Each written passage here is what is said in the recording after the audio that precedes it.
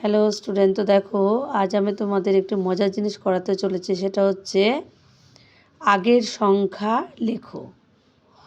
তো 17-র আগে কত হবে সেটা তুমি এখানে লিখবে। কত লিখবে? 17-র আগে কত হবে? 16। আচ্ছা, তো এখানে যেমন আছে 15। 15-র আগে কত হবে?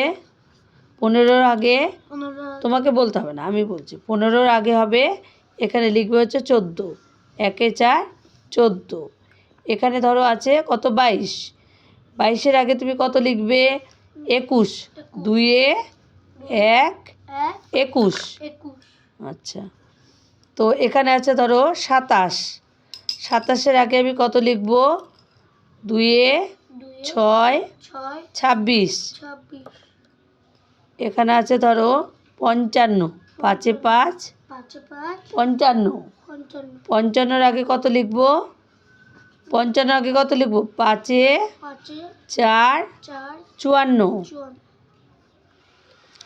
এখানে ধরো আছে 2 এ 1, 21। 21-এর আগে আমি কত লিখবো বলো তো? 20।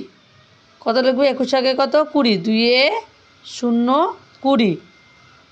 এখানে আছে ধরো 13। 1 এ 3, 13। 13-র আগে কত হবে? দেখো, 13-র আগে হবে 12। 1 এ 2, 12। এরপরে এখানে আছে ধরো 42। 4 এ 2, 42। ঠিক আছে? 42-এর আগে লিখতে হলে, আগের সংখ্যা লিখতে হলে কী করবে? এদিকে তাকাও, এই 4টে আগে লিখে নেবে।